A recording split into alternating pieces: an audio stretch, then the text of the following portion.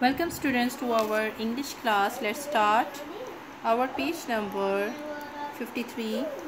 So read this poem. Vanilla pudding is going to be discussed in this poem.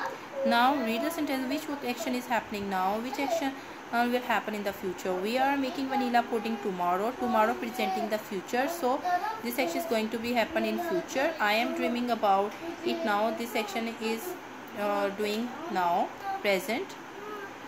Now present continuous for future plans. We can use present continuous tense for future plan with future word.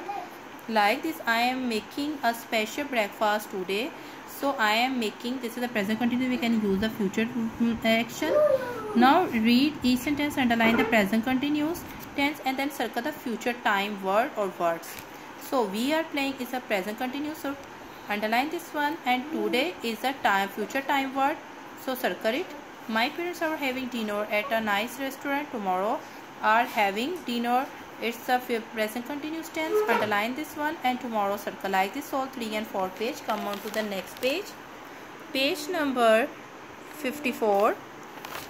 Now match the food group to two examples. Then fill in the blanks with one example you hear from the list.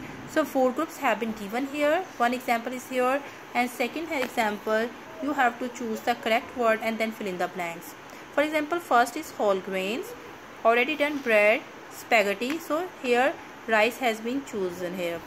Now next is vegetables. So choose this one A, and from the column choose the carrot as well here. Like this you have to fill in the blank 3, 4, 5.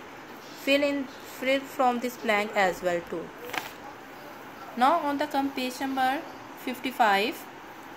Phrasal verbs have been given. Drop off mean to stop, drop by to visit to someone, drop back to move, drop out to leave something. Make the sentences as well.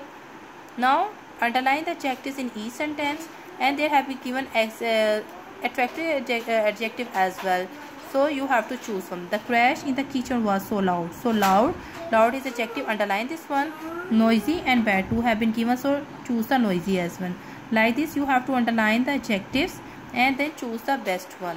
Now do assignment. Do page number 52 exercise B on English A notebook, and do page number 42 and 43 of Oxford Discover.